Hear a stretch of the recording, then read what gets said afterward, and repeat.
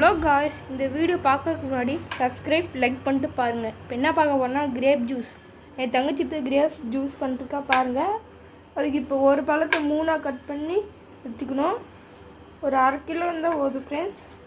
இங்கே பாருங்கள், ஹார்ட்டிங் ஷேப் என் தங்கச்சி பண்ணியிருக்கா ஃப்ரெண்ட்ஸ். என் தங்கச்சி இப்போ எல்லாமே கட் பண்ணிட்டா. இப்போ மோர் கடையில் வச்சு ஸ்மாஷ் பண்ணிட்டுருக்கா பாருங்கள். ஒரு 5 மினிட்ஸாக அப்படியே ஸ்மாஷ் பண்ணிட்டே இருக்கணும் ஃப்ரெண்ட்ஸ். இப்போ என் தங்கச்சி இப்போ ஸ்மாஷ் பண்ணிட்டுருக்கா பாருங்கள். இப்போ ஃபில்டர் பண்ணுவா பாருங்கள். ஒரு வடிகை எடுத்து அடியில் டம்ளர் வச்சு ஃபில்டர் பண்ணுங்க. அதுமாதிரி லைட்டாக தண்ணி ஊற்றுங்க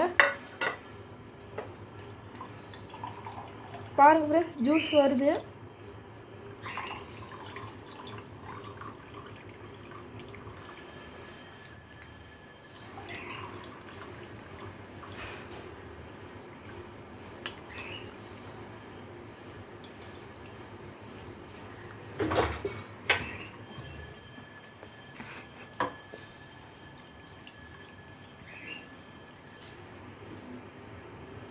ஃப்ரெண்ட்ஸ், இப்போ என் தங்கச்சி ஜூஸ் இருந்தால் கொஞ்சம் தண்ணி ஊற்றி கொஞ்சம் சக்கரை போட்டால் ரெடியாகிடும் கலந்தா.